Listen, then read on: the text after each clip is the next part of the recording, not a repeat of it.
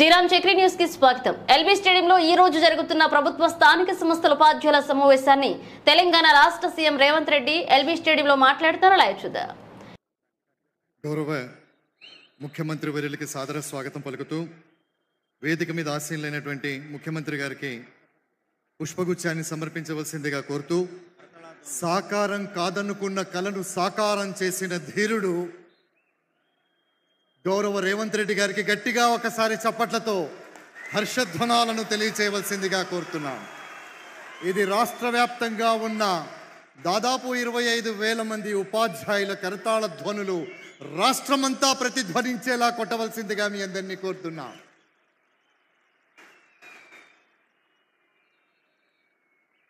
ఇప్పుడు పెద్దలు జ్యోతి ప్రజ్వలన చేసి కార్యక్రమాన్ని ప్రారంభిస్తారు.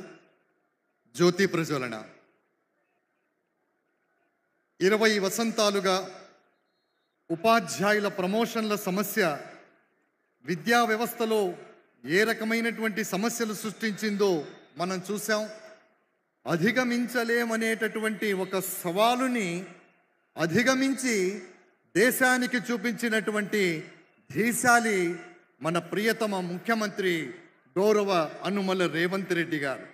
ఉపాధ్యాయుల ప్రమోషన్ల సమస్యను పరిష్కరించడం అంటే విద్య పట్ల, ఉపాధ్యాయుల పట్ల వారి అచంచలమైనటువంటి నిబద్ధతకు సంకేతం. ఇది సమాజంలో ఉపాధ్యాయులకు ఎంతో ఉన్నతమైనటువంటి ఆదరణ పెంచినటువంటి విశ్వాసం. ఆ విశ్వాసానికి ప్రతిఫలం కూడా. నిలిచిపోయిన ప్రమోషన్లను పరిష్కరించడం ద్వారా ఉపాధ్యాయులలో మనోధైర్యాన్ని పెంపొందించినటువంటి మన రాష్ట్ర హృదయ జన నేతకు గట్టిగా ఒకసారి చప్పట్లతో మనం మళ్ళీ ఒకసారి అభినందనలు తెలియచేసుకుందాం. తమస్సోమ జ్యోతిర్గమయ, తమస్సు నుండి చీకటి నుండి వెలుగు వైపుకి ప్రస్థానం చేయించే జ్యోతిని వెలిగించిన గౌరవ ముఖ్యమంత్రి గారికి, అలాగే మంత్రివర్యులకు, ఇతర పెద్దలందరికీ కూడా నమస్సులు తెలియచేసుకుంటూ ఉపాధ్యాయులందరి పక్షాన మీ అందరినీ అభినందిస్తూ గౌరవ శ్రీమతి ఏ శాంతి కుమారి గారు, ఐఏఎస్ చీఫ్ సెక్రటరీ గారి స్వాగత వచనాలు. గౌరవనీయులు ముఖ్యమంత్రి వర్యులు శ్రీ రేవంత్ రెడ్డి గారు, గౌరవ మంత్రివర్యులు, గౌరవ vice chairman state planning board, గౌరవ ప్రభుత్వ సలహాదారులు, గౌరవ శాసన మండలి మరియు శాసనసభ సభ్యులు, అన్ని జిల్లాల నుండి వచ్చిన ఉపాధ్యాయులు, నా తోటి అధికారులు, మీడియా మిత్రులు అందరికీ నా నమస్కారం, స్వాగతం, సుస్వాగతం. అఖండ మండలాకారం వ్యాప్తం ఏన చరాచరం తత్పదం దర్శితం ఏన తస్మై శ్రీ గురవే నమః. ఈరోజు పండగ రోజు. రాష్ట్రంలోని ఉపాధ్యాయులంతా గత దశాబ్ద కాలంగా ఎంతగానో ఎదురు చూసిన పదోన్నతుల పండుగ నేటికి సాకారం అయింది. రాష్ట్ర వ్యాప్తంగా 24,584 మంది ఉపాధ్యాయునిలకు ప్రమోషన్లు రావడం, అందులో 19,429 మంది ఎస్జిటీలు స్కూల్ అసిస్టెంట్లుగా, 1990 మంది ప్రధాన ఉపాధ్యాయులుగా ప్రమోషన్లు పొందడం, తమ సర్వీస్ కాలంలో ప్రమోషన్లు రావేమోనని నిరాశలో ఉన్న భాషా పండితులు, పీఈటీలకు ప్రమోషన్లు రావడం,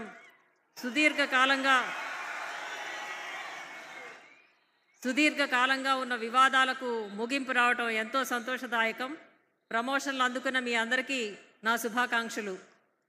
నూతన ప్రభుత్వం ఏర్పడగానే గౌరవ ముఖ్యమంత్రి వర్యులు విద్యాశాఖను స్వయంగా పర్యవేక్షిస్తూ విద్యారంగాన్ని బలోపేతం చేయడం కోసం అన్ని చర్యలు తీసుకున్నారు.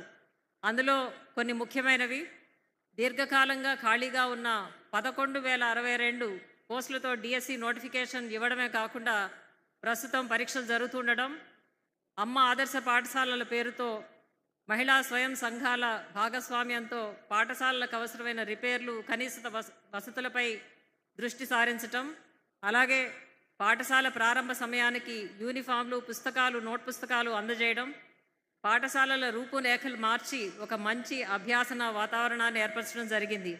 వీటితో పాటు ఇంటిగ్రేటెడ్ రెసిడెన్షియల్ స్కూల్ కాంప్లెక్స్ల ఏర్పాటు ఆలోచనతో విద్యారంగంలో ఒక పండుగ వాతావరణం, చైతన్యం వెలువరిస్తుంది. విద్యతో పాటు నైపుణ్యం కూడా ఉన్నప్పుడే యువత రాణించగలుగుతారని, మనకున్న అద్భుత మానవ వనరులకు గొప్ప అవకాశాలు కల్పించాలని నిన్ననే స్కిల్ యూనివర్సిటీకి మన ముఖ్యమంత్రి వర్యులు శంకుస్థాపన చేయడం శుభసూచకం.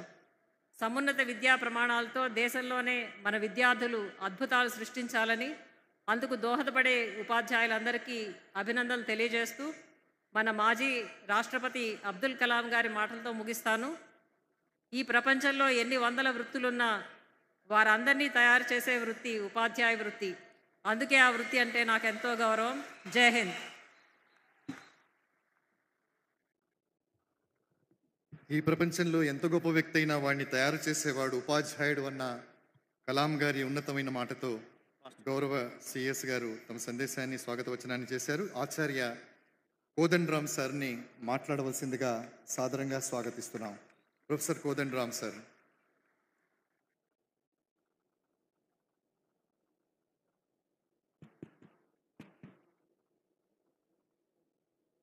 గౌరవ ముఖ్యమంత్రి గారికి, ట్రాన్స్పోర్ట్ మంత్రి గౌరవ పొన్నం ప్రభాకర్ గారికి, వేదిక మీద ఉన్న ఎమ్మెల్యేలకు, ఎమ్మెల్సీలకి, ఉపాధ్యాయ సంఘ నాయకులకు, ఇక్కడ హాజరై ఉన్న ఉపాధ్యాయులకు అందరికీ కూడా పేరు పేరున వందనం. ఇవాళ పొద్దున్నే మీరందరూ కష్టపడి స్కూల్కు పోతారు ప్రతిరోజు. ఈరోజు మాత్రం ఈ ఎల్బీ స్టేడియంకు ప్రయాణం అయ్యి వచ్చింది. నాకు తెలిసి ఎన్నడూ కూడా ఇటువంటి ఒక సమావేశం జరగలేదు. మొట్టమొదటిసారి సమావేశం జరుగుతున్నది. దాదాపు ఒక 25,000 30,000 ఇవాళ ఈ సభ ప్రాంగణంలో హాజరై ఉన్నారు టీచర్లు. నిజంగా కూడా ఒక పండుగ వాతావరణమే కనబడుతున్నది. ఎందుకు పండుగ జరుగుతున్నదంటే ప్రతిసారి మనం పత్రికలో కథ చదువుతాం, ఈ పండుగ వెనుక కథ ఇది అని. మన పండుగకు ప్రధానమైన కథ ఏంటంటే ప్రమోషన్లు వచ్చినాయి. జీవితకాలంలో ఒక్కసారైనా ఒక ప్రమోషన్ను చూస్తావా అని నిరాశలో ఉన్నటువంటి ఉపాధ్యాయులకి ఈ ప్రమోషన్ రావటం ఎంత కీలకమో నాకు తెలుసు.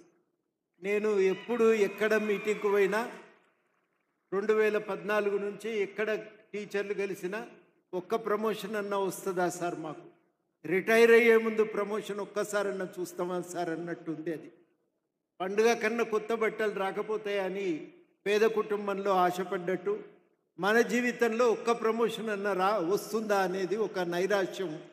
దాని నుంచి విముక్తి కలగటం అంటే ఇది నిజంగానే పండుగ జరిగినట్టే. హైదరాబాద్లో ఇదంతా కూడా బోనాల వాతావరణం ఉంది. అట్లాంటి ఒక బోనాల పండుగ జరిగినట్టే ఉంది ఇవాళ. ఇంత అద్భుతం సాధ్యమవుతుందని ఎవరం అనుకోలే. ఎందుకంటే చాలా కేసులు ఉన్నాయి. ఈ కేసుల నడుమ ప్రమోషన్ ఎట్లా సాధ్యమవుతుంది? రకరకాలైనటువంటి క్యాడర్ సమస్యలు, రకరకాలైనటువంటి రూల్స్, ఇవన్నీ అడ్డంగా ఉంటే ప్రమోషన్లు ఇవ్వగలుగుతారా అని. హిమాలయం అడ్డొచ్చినా పక్కకు జరిపి ముందుకు పోతామన్న విధంగా మొత్తం మీద అన్నింటినీ పక్కకు నెట్టి మీ అందరికీ ప్రమోషన్లు ఇవ్వగలిగారు. అది చాలా గొప్ప విషయం. ఈ ప్రమోషన్ని వాళ్ళ నిజంగానే పండుగ.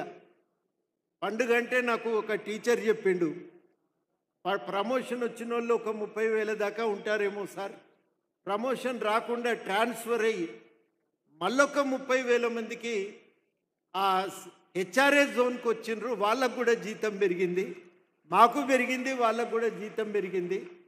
మన దగ్గర ఈ ప్రమోషన్ పండుగ ఎందుకంటే చాలా రకాలుగా చాలామందికి జీతాలు పెరిగినాయి. కొంత మెరుగైనటువంటి జీతం మనం మన ఇంటికి తీసుకుపోగలుగుతున్నాం. ఇంత సంతోషకరమైన సందర్భం కాబట్టి ఇది పండుగ జరగవలసిందే అని చెప్పి టీచర్ల సంఘాలు అనుకున్నాయి. ఇది నిజంగానే పండుగ, మేము కూడా దీన్ని అధికారికంగానే జరుపుతామని ముఖ్యమంత్రి గారు నిర్ణయం చేయటం, మొత్తం మీద మనం అందరం ఇవాళ ఈ రకంగా సమావేశమైనం. పండుగ రోజు కూడా మళ్ళీ ఇంకొక ముచ్చట ఎందుకు కానీ ఒక మాట మనం 2-3 ముచ్చట్లు మాట్లాడుకోవలసిన అవసరం కూడా ఉంది. అన్ని కష్టాలు తీరినాయంటే ఒక్కసారి అన్ని తీరాయి.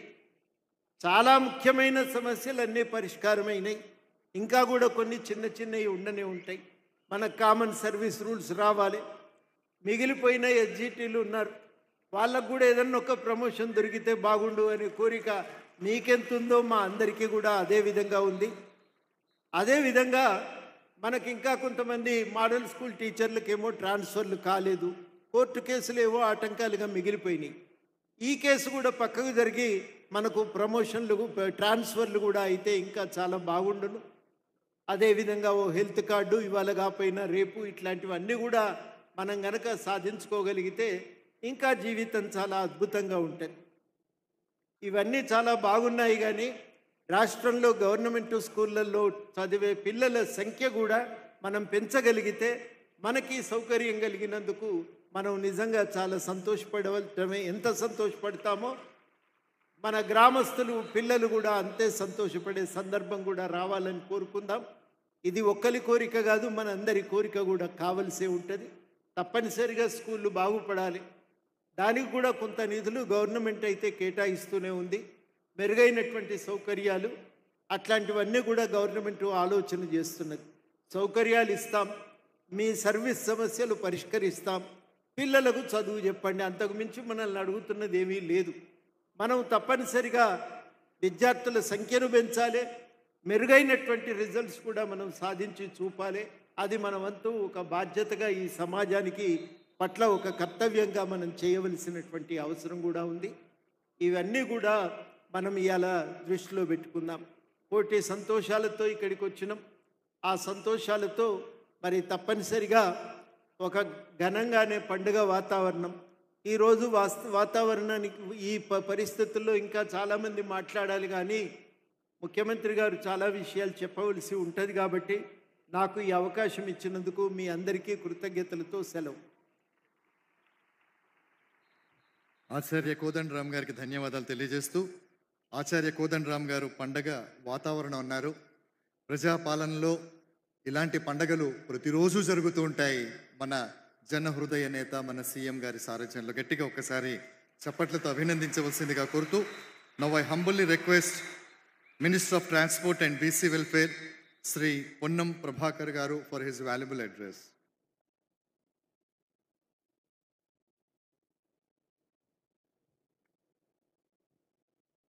దాదాపు దశాబ్ద కాలం తర్వాత ప్రమోషన్లు పొంది ఈనాడు మన గౌరవ ముఖ్యమంత్రి గారి ద్వారా ఈ రాష్ట్రంలో ఏర్పడ్డ ప్రజాపాలనలో సంతోషంగా జీవితంలో ప్రమోషన్ వస్తుందా రాదా అనుకునే పరిస్థితి నుంచి ఒక మెట్టెక్కి ఇక్కడికి ఇచ్చేసినటువంటి అధ్యాపక వర్గానికి అందరికీ హృదయపూర్వకంగా 2 చేతులు జోడించి నమస్కారం తెలియజేస్తా ఉన్నాను. ఈ కార్యక్రమానికి ముఖ్య బాధ్యులు రాష్ట్రంలో ప్రజాపాలన ఏర్పడ్డ తర్వాత ముఖ్యమంత్రిగా బాధ్యతలు చేపట్టినటువంటి గౌరవనీయులైనటువంటి ముఖ్యమంత్రి రేవంత్ రెడ్డి గారు మొదటి నుండి కూడా మొదటి క్యాబినెట్ కావచ్చు లేదా ఎక్కడ ఏ సమావేశం జరిగినా ఈ రాష్ట్రంలో విద్యా వ్యవస్థ బాగుపడాలి, పేదవాడు చదువుకునే విధంగా అవకాశం కలగాలి, అందుకు బాధ్యులైనటువంటి అధ్యాపక వర్గంలో ఉన్నటువంటి అసహనాన్ని తొలగించి వాళ్ళు సక్రమంగా విద్యా బోధన అందించగలగాలి అనేటువంటి ఆలోచనతో ఇవాళ ఈరోజు ఈ కార్యక్రమం తీసుకున్నారు. అనేక సందర్భాల వేదిక మీద అనేక ఉపాధ్యాయ సంఘ నాయకులు ఉన్నారు. గతంలో మీకు తెలుసు, ఎప్పుడు ఏ కార్యక్రమం తీసుకున్నా కోర్టులనో లేకపోతే ఇతరత్ర ఇబ్బందుల కార్యక్రమం జరుగుతూ ఉండే. కానీ ఇవాళ ఒక మంచి విధానంతో ఎక్కడ కూడా ఎటువంటి ఇబ్బంది లేకుండా అన్ని రకాల నియమ నిబంధనల మేరకు ఈ కార్యక్రమం జరిగితే అసలు ఎవరికి కూడా ఇతర డిపార్ట్మెంట్ల వాళ్లకు 25,000 ప్రమోషన్లు అయినాయా, 35,000 ట్రాన్స్ఫర్లు అయినాయా అని ఆశ్చర్యపోయే రీతిలో ఈ కార్యక్రమాన్ని నిర్వహించడానికి నాయకత్వం ఇచ్చినటువంటి గౌరవ ముఖ్యమంత్రి గారు ఒకసారి గట్టిగా చప్పట్లతో అభినందన తెలియాల్సిన సందర్భంగా కోరుతా ఉన్నా. తల్లిదండ్రులతో సమానంగా గౌరవింపబడే మీరు, ఆచార్య దేవోభవాన్ని గౌరవింపబడే మీరు ఈరోజు ఈ ప్రభుత్వానికి అన్ని రకాలుగా సహకరించాలని విజ్ఞప్తి చేస్తూ ఉన్నా. ఒక విద్యార్థి నాయకుడిగా విద్యా దశ లోపల ఏ విధమైనటువంటి సమస్యలు ఉంటుండేనో తెలుసు. గౌరవ ముఖ్యమంత్రి గారు కానీ ఈరోజు ప్రభుత్వంలోని పెద్దలందరూ కూడా ప్రభుత్వ పాఠశాలలకు సంబంధించిన ఉత్పత్తి అయినటువంటి వాళ్ళమే, ఎక్కడో కార్పొరేట్ పాఠశాలలో చదివిన వాళ్ళం కాదు. ఇవాళ సెలవులు వచ్చినా బళ్ళు తెరిచే లోపల ఈ రాష్ట్రంలో ఉన్నటువంటి 25,000 పాఠశాలలలో 11,000 కోట్లు ఖర్చు పెట్టి పాఠశాల మౌలిక సదుపాయాలను మెరుగుపరిచే నిర్ణయాన్ని తీసుకున్నటువంటి గౌరవ ముఖ్యమంత్రి గారి మరొకసారి ధన్యవాదాలు తెలియజేస్తా ఉన్నా. ఈరోజు ఎప్పుడు నిరంతరమే ప్రభుత్వ ఉద్యోగి, ప్రభుత్వము అంటే సమస్యలు 100% లేకుండా ఎవరు ఉండలేరు. సమస్యల పరిష్కారం ప్రభుత్వం బాధ్యత. కానీ నేను అందరినీ మిమ్మల్ని కోరుతా ఉన్నా, ఏ తల్లిదండ్రులతోటి గౌరవంగా ఇవాళ మిమ్మల్ని గౌరవిస్తారో ఆ కుటుంబంలో నుండి వచ్చి చదువుకునే పిల్లలకు సంబంధించి మీరంతా శిక్షణ పొందినటువంటి వాళ్ళు, పోటీ పరీక్షల్లో నెగ్గి ఉద్యోగం సంపాదించిన వాళ్ళు, ఈరోజు కార్పొరేట్ పాఠశాలల్లో సరి అయినటువంటి శిక్షణ లేక పోటీ పరీక్షల్లో లేకున్నప్పటికీ కూడా అక్కడ ఫలితాలు, అక్కడ అడ్మిషన్లకు సంబంధించి మొన్ననే పత్రికలో వచ్చింది, పోయిన సంవత్సరానికి ఈ సంవత్సరానికి 2 లక్షల విద్యార్థుల సంఖ్య తక్కువైందని. ఈరోజు మీ అందరూ కూడా దయచేసి రాబోయే విద్యా సంవత్సరానికి కానీ ఇప్పటి నుంచే ప్రతి ఒక్కరు కూడా నా పాఠశాల బాగుండాలి, నా పాఠశాలలో చదువుకున్న పిల్లవాడు అత్యున్నత స్థానానికి ఎదగాలనేటువంటి లక్ష్యంగా మంచి అయినా చెడైనా మీదే బాధ్యత. ఆ గ్రామంలో పాఠశాలలో చదివి బయటికి వచ్చేటువంటి ఒక విద్యార్థి ఈ దేశ సంపద, ఈ తెలంగాణ సంపద, తెలంగాణ అభివృద్ధికి దోహదపడే విధంగా మీ యొక్క ఆశీర్వచనము, విద్యా బోధన, సహకారాలు, శిక్షణ ఉండాలని ఆకాంక్షిస్తూ తప్పకుండా గౌరవ ముఖ్యమంత్రి గారు అన్ని రకాలుగా భవిష్యత్తులో ఇన్ఫ్రాస్ట్రక్చర్ పరంగా పాఠశాల భవన నిర్మాణాలు కావచ్చు, రాబోయే కాలంలో 11,500 ఉద్యోగ నియామకాలు కావచ్చు, అన్ని రకాల చేపట్టడానికి గౌరవ ముఖ్యమంత్రి గారు అన్నిటికంటే ఎక్కువ ప్రక్షాళన చేసి మంచి దారిలో నడిచే విధంగా విద్యా వ్యవస్థకు వారి దగ్గరే శాఖ పెట్టుకొని ఈరోజు ఈ విద్యా వ్యవస్థలో మార్పులు చేసే ప్రయత్నం చేస్తారు.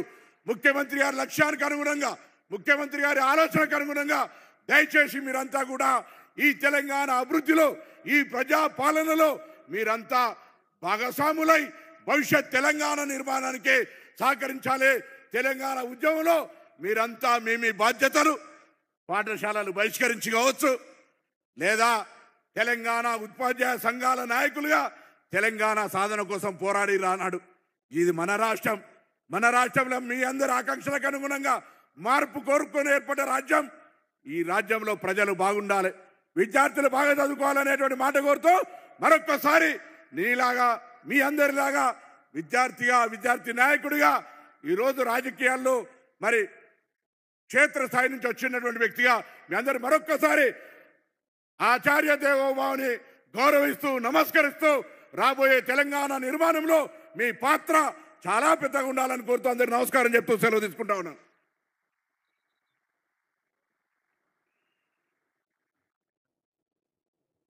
ప్రజాప్రభుత్వ ఆశయాలకు అనుగుణంగా పనిచేస్తున్నటువంటి గౌరవ మంత్రివర్యులు మాన్యశ్రీ పొన్నం ప్రభాకర్ గారికి నమస్సులు తెలియచేసుకుంటూ ఈరోజు ఒక చారిత్రాత్మకమైనటువంటి విజయాన్ని జరుపుకోవడం అనేటటువంటి ఒక విశిష్ట సందర్భం ఇది. ఇది సాధారణ కార్యక్రమం కాదు. ఇది తెలంగాణ విద్యా ప్రయాణంలో ఒక మైలురాయి కాదు. ఇది దేశ విద్యా ప్రయాణంలోనే ఒక మైలురాయి. ఉపాధ్యాయుల హృదయాలలో ఎప్పటికీ చెదిరిపోని ఒక అందమైన అద్భుతమైన జ్ఞాపకం. దీనికి కర్త, కర్మ, క్రియ ప్రజాప్రభుత్వ రథసారథి మన ప్రియతమ ముఖ్యమంత్రి గౌరవ రేవంత్ రెడ్డి. సాధారణంగా గౌరవ రేవంత్ రెడ్డి గారిని మాట్లాడవలసిందిగా స్వాగతిస్తున్నాం. మనమందరం లేచి నిలబడి ఒక standing ovation to our beloved leader Revanth Reddy. Congress సూర్యుడు మన రేవంత్ అన్న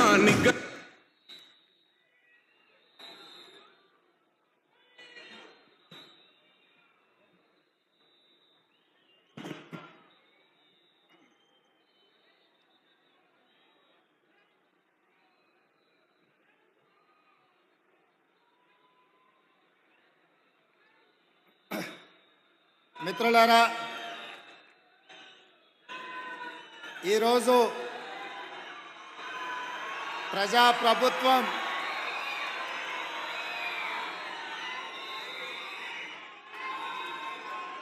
వేలాది మంది ఉపాధ్యాయులతో ఈ ఎల్బీ స్టేడియంలో ఆత్మీయ సమ్మేళనం ఏర్పాటు చేసి మొన్న డిసెంబర్లో జరిగిన ఎన్నికలలో మా పార్టీ, మా ప్రభుత్వం ఏర్పడడానికి సాయశక్తుల సహకరించిన ఉపాధ్యాయుల అందరినీ కలవాలని ఒక ఆత్మీయ సమ్మేళనం ఏర్పాటు చేయాలని పెద్దలు ప్రొఫెసర్ కోదండరామ్ గారితో మాట్లాడి ఉపాధ్యాయ సంఘాలతో సంప్రదించి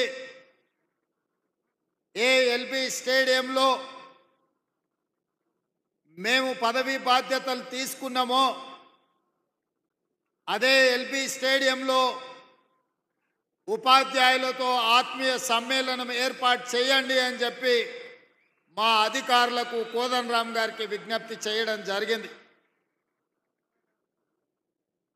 ఈరోజు ఆత్మీయ సమ్మేళనంలో భాగంగా వేదిక మీద మా మంత్రివర్యులు పొన్నం ప్రభాకర్ గారు,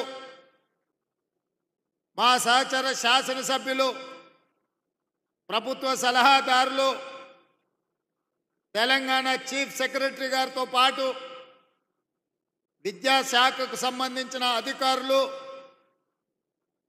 వివిధ ప్రజాప్రతినిధులు తెలంగాణలో దాదాపుగా 30,000 పాఠశాలలో ఉన్న ఉపాధ్యాయులు అందరూ కూడా వేలాదిగా తరలి వచ్చి ఈ ఆత్మీయ సమ్మేళనంలో పాల్గొన్నందుకు మీకు అందరికీ మనస్ఫూర్తిగా ధన్యవాదాలు, కృతజ్ఞతలు.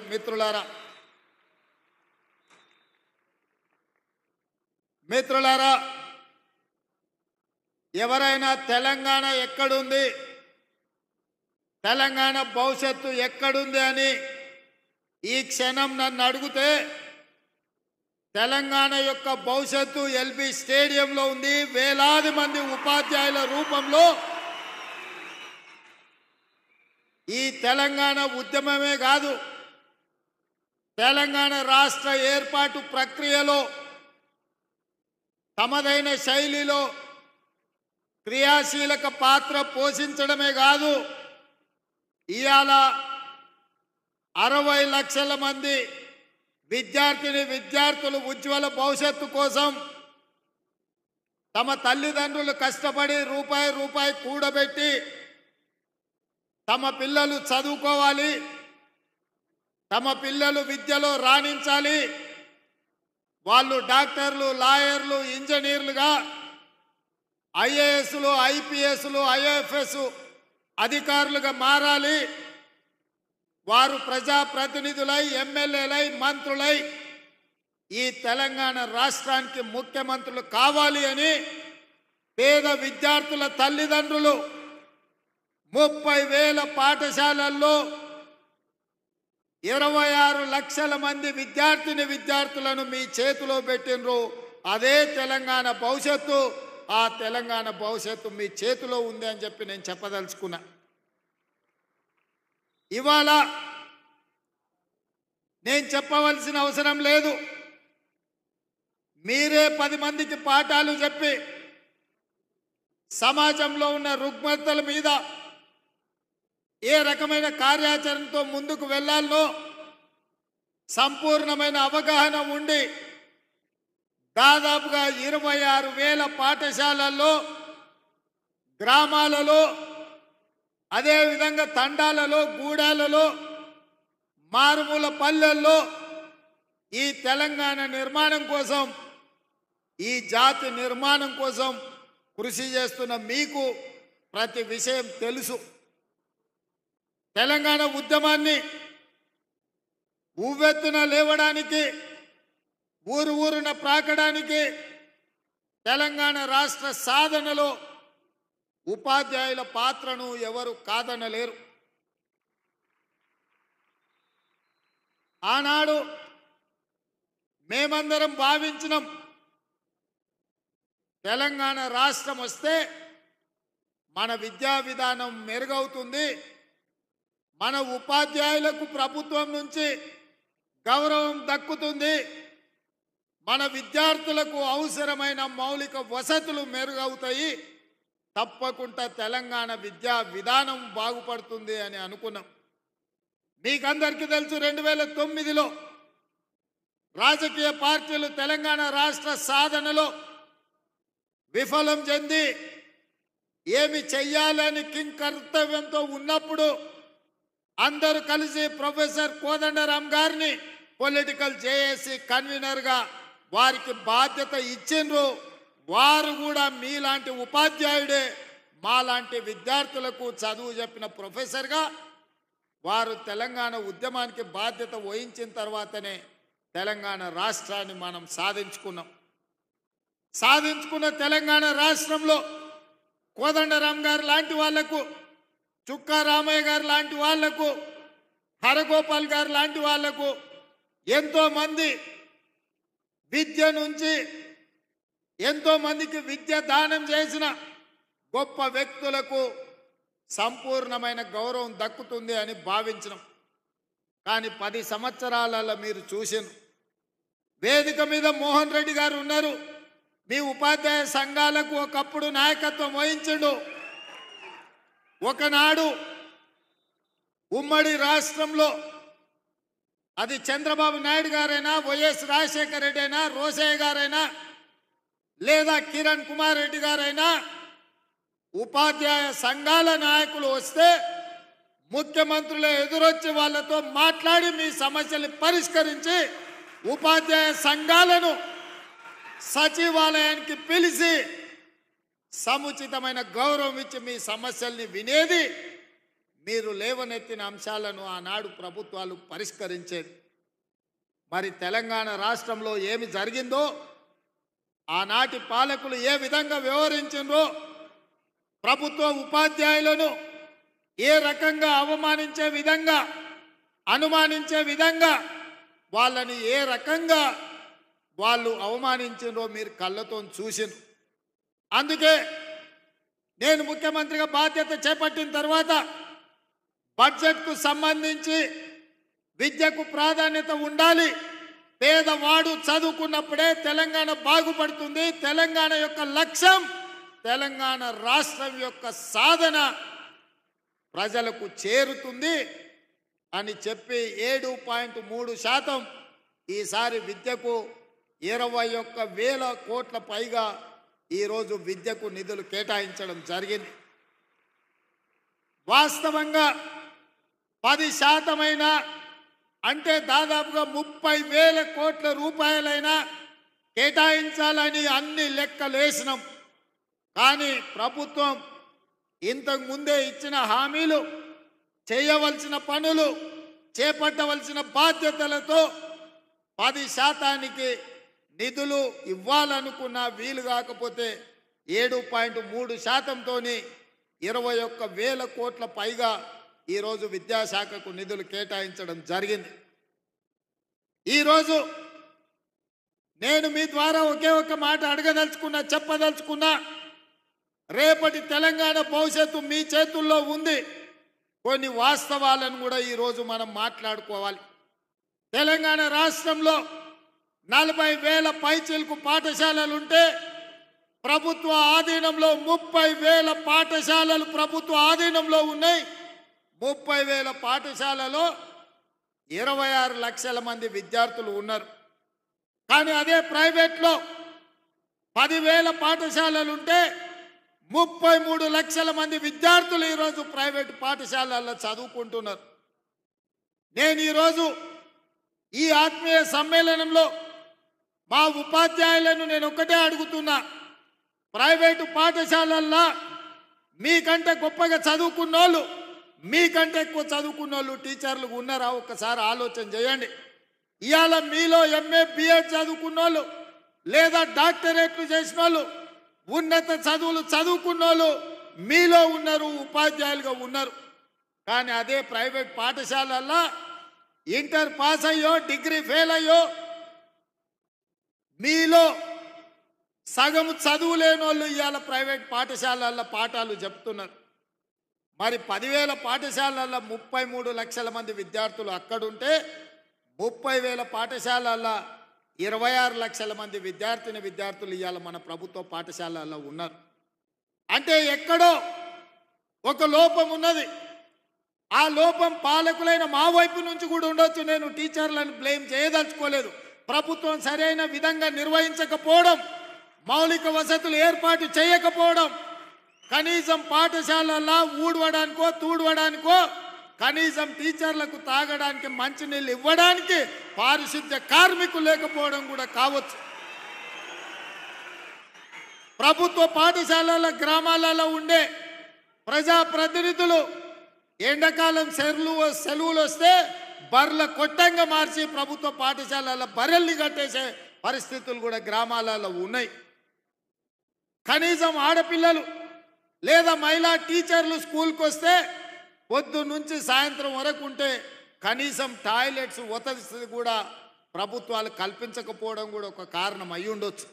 ఇవాళ ఆడపిల్లలు చదువుకోవాలి అంటే మగపిల్లలకి ఏదైనా వెసులుబాటు ఉండొచ్చు, కానీ ఇవాళ ఆడబిడ్డలైన టీచర్లకు కానీ విద్యార్థులకు పాఠశాలల కనీస మౌలిక వసతులు లేకపోవడం కూడా ఒక కారణం అయి ఉండొచ్చని నేను ఈరోజు భావిస్తున్నా. కనీసం పాఠశాలల్లో టీచర్లకు మంచినీళ్ళు ఇవ్వడానికో పాఠశాలను ఊడవడానికో కూడా చిన్న చిన్న పారిశుద్ధ్య కార్మికులు లేకపోవడం కూడా ఇవాళ మనం ఆలోచన చేయాల్సిన అవసరం ఉన్నది మిత్రులారా.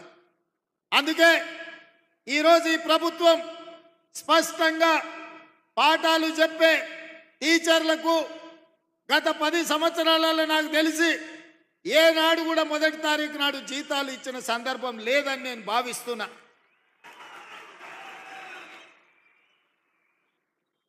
మీరు మీ పిల్లల చదువుల కోసమో ఇల్లు కొనుక్కోవడానికో కారు సైకిల్ మోటార్ లోన్ తీసుకుంటేనో ఏదైనా బ్యాంకుల్లో అప్పు తెచ్చుకుంటే మీరు ఇచ్చిన చెక్కులు సరైన సమయంలో మీకు జీతాలు రాకపోతే చెక్కులు బౌన్స్ అయిపోయి మీ సిబిల్ స్కోర్ ఖరాబ్ అయిపోయి బ్యాంకులు కూడా నమ్మని పరిస్థితులు ఇవాళ వచ్చినాయి, దాపురించినాయి గత 10 సంవత్సరాలలో.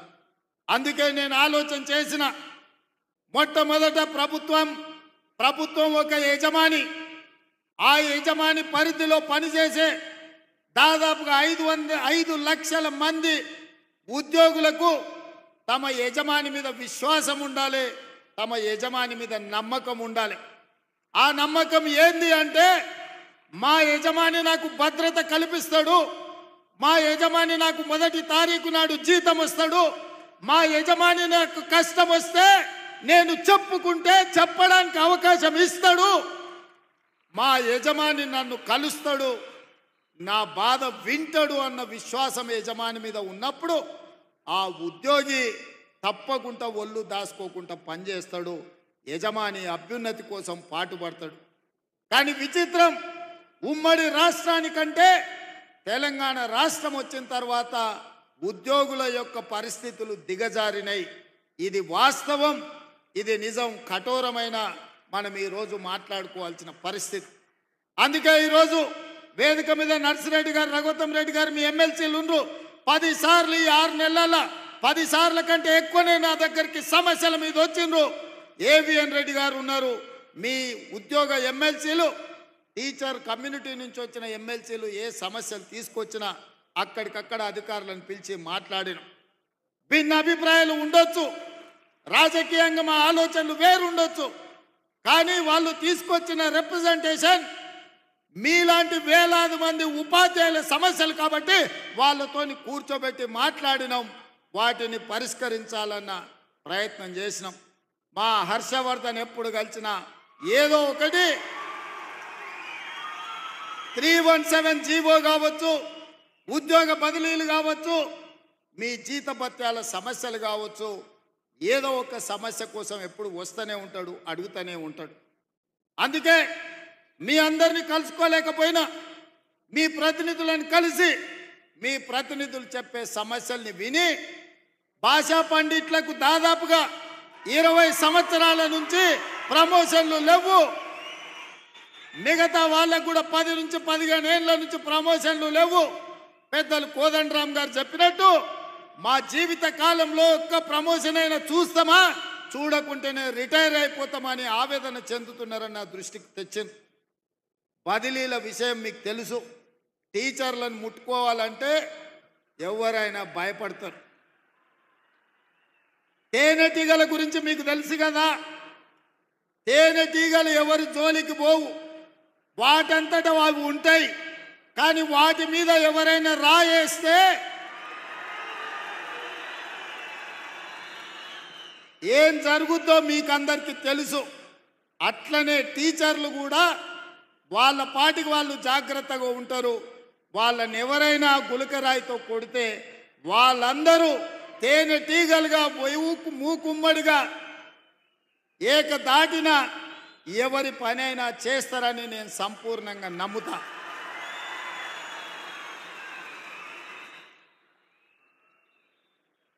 నన్ను చాలామంది భయపెట్టిండ్రు టీచర్ల ప్రమోషన్ల విషయం ప్రస్తావించినప్పుడు. సార్ ఎవరి జోలికైనా పోవచ్చు కానీ టీచర్ల జోలికి పోకు సార్ అని అంటే నేను అన్నా. బదిలీల విషయం అప్పుడు కూడా అదే మాట చెప్పినారు. నేను ఒకే ఒక మాట చెప్పిన, మనకు స్వార్థం ఉంటేనో, మనకు వాళ్ళకి అన్యాయం చేయాలన్న ఆలోచన ఉంటేనో, వాళ్ళని నమ్మించి మోసం చేసేది ఉంటేనో వాళ్ళతో సమస్య వస్తుంది. 20 ఏళ్ళ నుంచి అపరిష్కృతంగా ఉన్న సమస్యల్ని ప్రమోషన్లను ఇవ్వాలి, వాళ్ళ సమస్యల్ని పరిష్కరించాలి. ఏవైనా సమస్యల పరిష్కారంలో చిన్న చిన్న కొత్త సమస్యలు వస్తే ఈ ప్రభుత్వం సావధానంగా వింటుంది. ఈ ప్రభుత్వం ఆ సమస్యలను కూడా పరిష్కరిస్తుంది. నా చిత్తశుద్ధిలో, నా ప్రయత్నంలో లోపం లేనప్పుడు తప్పకుండా టీచర్లు అర్థం చేసుకుంటారు, ఆ టీచర్లు సహకరిస్తారని చెప్పిన. మా అధికారులను అందరినీ, బుర్రా వెంకటేశ్వరం గారిని, దేవసేన గారిని, మిగతా అధికారులందరినీ పిలిచి చెప్పిన, మీరు అందుబాటులో ఉండండి, ఎవరు వచ్చినా మాట్లాడండి, మనం ఏ మంచి లక్ష్యం కోసమో వాళ్ళ కోసమే చేస్తున్న ప్రయత్నాన్ని వాళ్ళకి వివరించండి అని చెప్పిన. ఆ ప్రయత్నం విజయవంతమైంది. ఇవాళ దాదాపుగా 24,000 మంది టీచర్లకు, అదేవిధంగా గురుకులాలతో మొదలు పెడితే 30,000 మంది టీచర్లకు పైగా ఈరోజు ప్రమోషన్లు ఇచ్చినాం. 35,000 మందికి పైగా బదిలీలు చేసినాం. అందుకే ధైర్యంగా ఈరోజు వేలాది మంది టీచర్ల మధ్యలో ఈ రాష్ట్ర ముఖ్యమంత్రిగా ఎల్బీ స్టేడియంలో మీ కుటుంబ సభ్యుడిగా మీ దగ్గరకు వచ్చి నిలబడి ప్రతి నెల 1వ తారీఖు నాడు మీకు మీ జీతం మీ ఖాతాలో పడే బాధ్యత నాది, ఈ ప్రభుత్వం మీకు అండగా ఉంటుందని చెప్పడానికే ఇక్కడికి రావడం జరిగింది. ఇదే కాదు, మీ మంచి కోసం, మీ ప్రమోషన్ల కోసం, మీ బదిలీల కోసం ఈ ప్రభుత్వం చిత్తశుద్ధితో పనిచేసింది. ఇంకేమైనా చిన్న చిన్న సమస్యలు ఉంటే మా దృష్టికి తీసుకురండి, తప్పకుండా వాటిని కూడా పరిష్కరిస్తామని చెప్పి నేను ఈ సందర్భంగా తెలియజేయదలుచుకున్నా. అందుకే మిత్రులారా, ఈ ఆత్మీయ సమ్మేళనంలో రాజకీయం లేదు. ఈ ఆత్మీయ సమ్మేళనంలో ఏ రకమైన ప్రయోజనం ఆశించలేదు. ఒకే ఒక్క ఆలోచన, ఆశ, మీ చేతుల్లో ఈ తెలంగాణ భవిష్యత్తు ఉంది. ఇవాళ ఈ తెలంగాణ బలమైన తెలంగాణగా, అభివృద్ధి తెలంగాణగా, ఆర్థికంగా నిలదొక్కునే తెలంగాణగా మార్చాలి అంటే గ్రామీణ ప్రాంతాలలో, తండాలలో, గూడాలలో, మారుమూల పల్లెల్లో ఉన్న దళిత, ఆదివాసి, గిరిజనుల, బీసీ పిల్లలు ఇవాళ చదువుకోవాలి. వాళ్లకు చదువు చెప్పి వాళ్ళని డాక్టర్లుగా, లాయర్లుగా, ఇంజనీర్లుగా, ఐఏఎస్, ఐపీఎస్లుగా తీర్చిదిద్దే బాధ్యత మీ మీద ఉంది. అందుకే ఈ తెలంగాణ భవిష్యత్తు మా చేతుల్లో కాదు, మీ చేతుల్లో ఉందని చెప్పడానికే నేను ఇవాళ ఈ సమావేశాన్ని ఏర్పాటు చేసిన. నిన్ననే అనుకుంటా, నిన్న కాదు మొన్న అసెంబ్లీలో ఒక ఆయన అంటుండే, నేను గుంటూరులో చదువుకున్నా, నేను పూనాలో చదువుకున్నా, నేను అమెరికాలో చదువుకున్నా, నాకు గొప్ప గొప్ప చదువు వచ్చు అని. మీరు ఆడ చదువుకున్నారు అన్న నెటకారం చేయబోయింది. మీరు చూసి ఉంటారు టీవీలలో, అసెంబ్లీలో. అప్పుడు నేను నేను చెప్పిన, కొండారెడ్డిపల్లి ప్రైమరీ స్కూల్లో, గవర్నమెంట్ స్కూల్లో చదువుకున్నా అని చెప్పిన, తాండ్రా హై స్కూల్లో చదువుకున్నా అని చెప్పిన, వనపర్తి జిల్లా పరిషత్ హై స్కూల్లో, గవర్నమెంట్ జూనియర్ కాలేజీలో చదువుకున్నా అని చెప్పిన, ప్రభుత్వ పాఠశాలలో ప్రభుత్వ టీచర్లు చెప్పిన చదువు, ఆ చదువుతోనే ఇవాళ జిల్లా పరిషత్ మెంబర్గా, ఎమ్మెల్సీగా, ఎమ్మెల్యేగా, ఎంపీగా, తెలంగాణ రాష్ట్రానికి ముఖ్యమంత్రి అయినా ప్రభుత్వ టీచర్లు చదువు చెప్తే నేర్చుకున్న నేను ఎవరికి తల వంచకుండా ఆత్మగౌరవంతో నిటారుగా నిలబడి ఇవాళ తెలంగాణ రాష్ట్రానికి ముఖ్యమంత్రి అయి, ఏ టీచర్లు, ఏ ప్రభుత్వ పాఠశాలలో పనిచేసే టీచర్లు మాకు చదువు చెప్తే మేము ఇంత ఎత్తు ఎదిగినామో, ఇవాళ టీచర్లను కలవడానికి ఆత్మీయ సమ్మేళనం ఏర్పాటు చేసిన అని చెప్పి ఆ సన్నాసికి చెప్పదలుచుకున్నా. మీ మీద నమ్మకం లేకపోయి ఉండొచ్చు, తెలంగాణ పట్ల విశ్వాసం లేకపోయి ఉండొచ్చు. అందుకే గుంటూరులో పోయి ఆ సన్నాసులు చదువుకొని ఉండొచ్చు, ఆ తర్వాత పూనా అమెరికాకు పోయి ఉండొచ్చు. కానీ నాకు సంపూర్ణమైన విశ్వాసం ఉన్నది, నమ్మకం ఉన్నది. తెలంగాణ రాష్ట్రంలో ఉపాధ్యాయులు 90% పైగా నిబద్ధతతోని పేద విద్యార్థులకు చదువులు చెప్పాలి, వాళ్ళ ఉజ్వల భవిష్యత్తు ఉండాలి అని వాళ్ళు 10/10 సాధించినప్పుడు సంతోషంతో వాళ్ళ కళ్ళల్లో ఆనందం చూడాలి అని ఇక్కడున్న వేలాది మంది టీచర్ల బాధ్యత తీసుకుంటున్నారని నాకు తెలుసు. అందుకే ఈరోజు మనమందరం ఒక ప్రతిజ్ఞ తీసుకోవాలి. పోయిన సంవత్సరానికంటే ఈ సంవత్సరం ప్రభుత్వ పాఠశాలల్లో 2 లక్షల మంది విద్యార్థులు తక్కువ చేరికలు జరిగినాయి. దీన్ని మనం విశ్లేషించుకోవాలి. ఇవాళ 26 లక్షల మంది ప్రభుత్వ పాఠశాలల్లో ఉంటే పోయిన సంవత్సరానికంటే 2 లక్షల పైగా అడ్మిషన్లు తగ్గినాయి. కొన్ని పాఠశాలలు బంద్ అయి ఉండొచ్చు, కొన్ని పాఠశాలలలో తల్లిదండ్రులు ప్రైవేటులో చెప్పిస్తేనే మాకు గ్రామంలో గౌరవం ఉంటుందని అనుకుంటుండొచ్చు. నేను చాలామందిని గ్రామాలకు వెళ్ళినప్పుడు మాట్లాడుతుంటా, అడుగుతుంటా, కుటుంబ విషయాలు అడిగిన తర్వాత పిల్లల్ని ఎక్కడ చదివిస్తున్నారు అని. ఏదో ప్రైవేట్ స్కూల్ పేరు చెప్తారు. ఎందుకంటే అక్కడికి పోతే కొంచెం ఇంగ్లీష్ నేర్చుకుంటారు సార్ అనో, లేకపోతే గవర్నమెంట్ స్కూల్కి దోరితే ఊళ్ళో ఏమన్నా అనుకుంటారేమని మేము అక్కడికి దోలుతున్నామో అని. నేను అందుకే అది మారాలి, మార్చాల్సిన బాధ్యత మన మీద ఉంది. మన పిల్లలు ప్రభుత్వ పాఠశాలకు వెళ్ళడం ఆత్మ గౌరవం అని గ్రామాలలో ఉన్న తల్లిదండ్రులు భావించాలి. అందుకే అమ్మ ఆదర్శ పాఠశాలని సెల్ఫ్ హెల్ప్ గ్రూపులకు పూర్తి బాధ్యత అందించి మన పాఠశాలలు మొదటి రోజే దాదాపుగా 26 లక్షల మంది విద్యార్థులకు మొదటి రోజే వాళ్ళ పాఠ్య పుస్తకాలతో పాటు వాళ్లకు డ్రెస్సులు ఇచ్చే ప్రయత్నం చేసినాం. మొదటి విడతలోనే మేము విజయం సాధించినాం. రెండవ డ్రెస్ కూడా తొందరలోనే మా అధికారులు ఆ పిల్లలకి ఇస్తారని నేను భావిస్తున్నా. అందుకే ఇవాళ ప్రభుత్వం వైపు నుంచి మీ సమస్యల్ని పరిష్కరించడానికి, మీతో మాట్లాడడానికి, చర్చించడానికి ఈ ప్రభుత్వానికి ఎలాంటి ఇబ్బంది లేదు, ఎలాంటి బేసజాలు లేవు. అదేవిధంగా మీ సమస్యని పరిష్కరించడానికి పాఠశాలలో ఉన్న మీ పారిశుద్ధ్య కార్మికుల సమస్యను పరిష్కరించడానికి అమ్మ ఆదర్శ పాఠశాల పేరు మీద సెల్ఫ్ హెల్ప్ గ్రూపులకే 1000 రూపాయలు, దాదాపుగా సంవత్సరానికి 79 కోట్ల రూపాయలు ఖర్చు అయినా మీకు పారిశుద్ధ్య కార్మికుల సమస్యను తీర్చడం ద్వారా వాళ్ళందరినీ అపాయింట్ చేసే బాధ్యత నిర్ణయం తీసుకున్నాం. రేపటి నుంచి మీ పాఠశాలల బాధ్యత మీ జీతాలలో కొంత ఇచ్చి మీరెవరినో ఉద్యోగులను పెట్టుకోవాల్సిన అవసరం లేదు. నాకు తెలుసు చాలామంది టీచర్లు తమకు వచ్చిన జీతంలో కొంత పక్కకు తీసిపెట్టి పాఠశాలలో ఊడవడానికో తూడవడానికో పారిశుద్ధ్య పనులు టీచర్లు వాళ్ళ జీతాల నుంచి నిధులు కేటాయించి చేస్తున్నారు.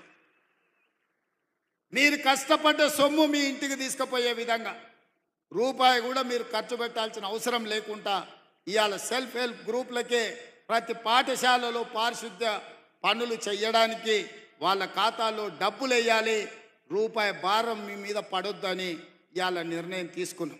అదేవిధంగా వ్యవసాయానికి ఉచిత కరెంట్, ఇండ్లల్లో ఉచిత కరెంట్, ఇన్ని ఉచిత కరెంట్లు ఇచ్చినప్పుడు పాఠశాలల్లో కంప్యూటర్లు ఉండాలన్నా, లేకపోతే సాంకేతిక నైపుణ్యం పెరిగిన ఈ సందర్భంలో మీరు అక్కడ వాళ్ళకి విద్య చెప్పాలి అని అంటే విద్యుత్ ఉండాలి.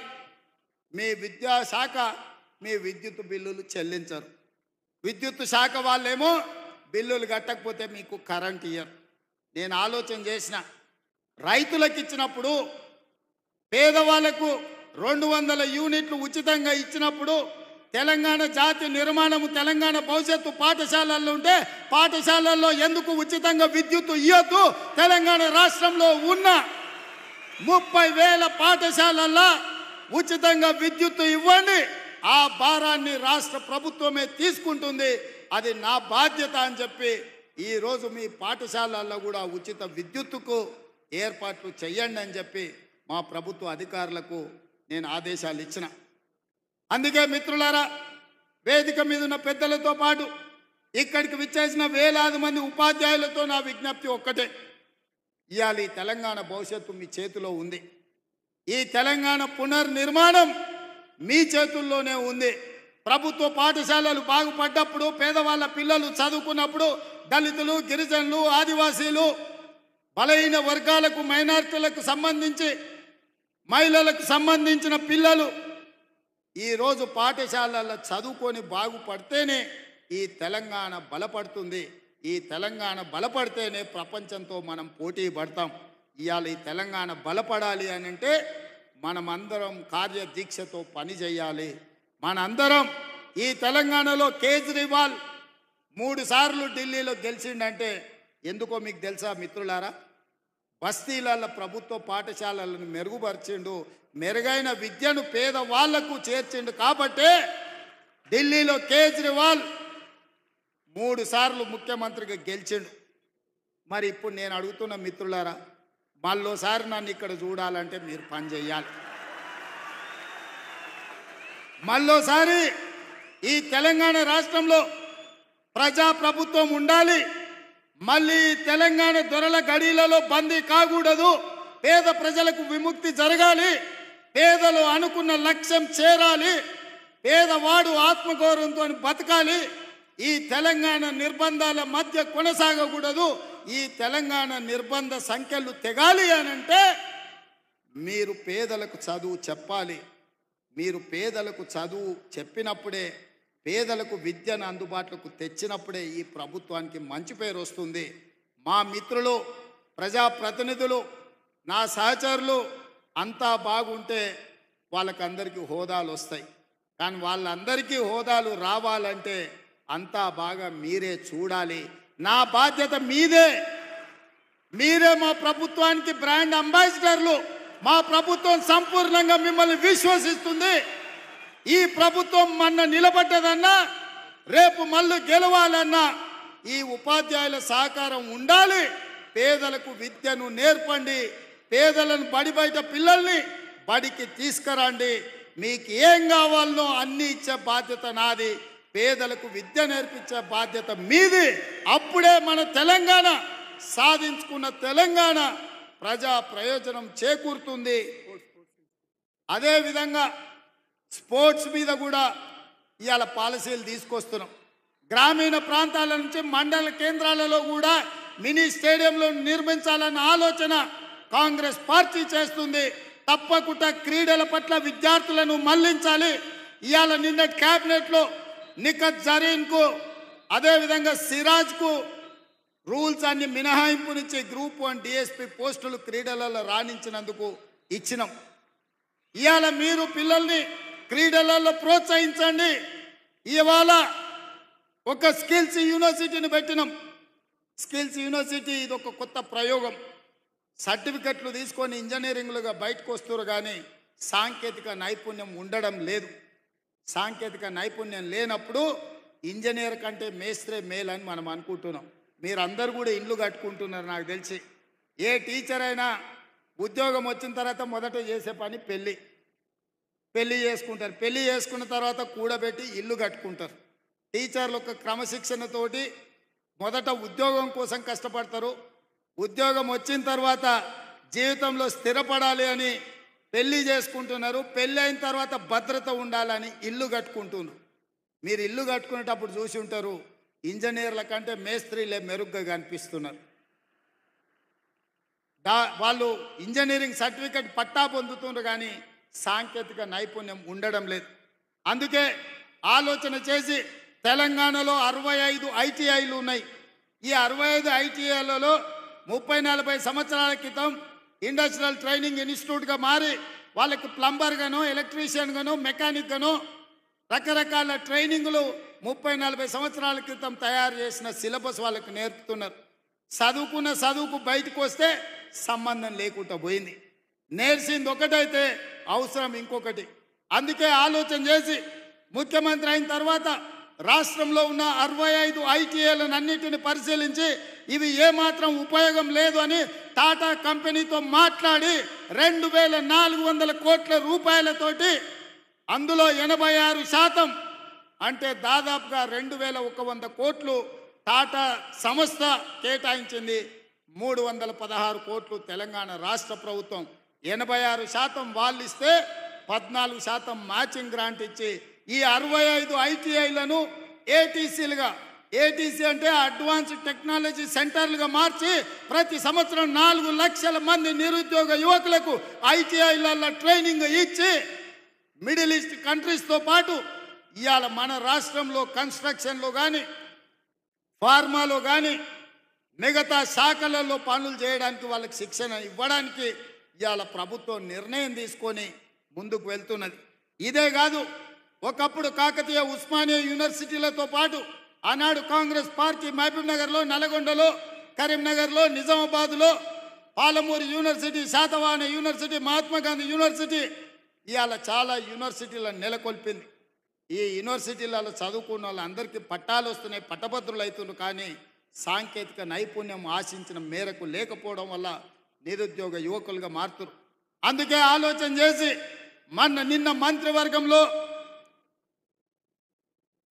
నిన్న మంత్రివర్గంలో యంగ్ ఇండియా స్కిల్స్ యూనివర్సిటీ మొత్తం పీపీపీ మోడల్లో పబ్లిక్ ప్రైవేట్ పార్ట్నర్షిప్లో ప్రభుత్వం వైపు నుంచి సహకారాన్ని అందించి ఎప్పటికప్పుడు నూతన సిలబస్ని కార్పొరేట్ కంపెనీలను కూడా అందులో భాగస్వాములను చేసి డాక్టర్ రెడ్డి ల్యాబ్స్ నుంచి మొదలు పెడితే ఎస్బీఐ వరకు వివిధ రంగాల సంస్థలను పనిచేసే వాళ్ళని భాగస్వాములను చేసి సిలబస్ వాళ్ళే తయారు చేపిస్తారు, శిక్షణ వాళ్ళే ఇస్తారు.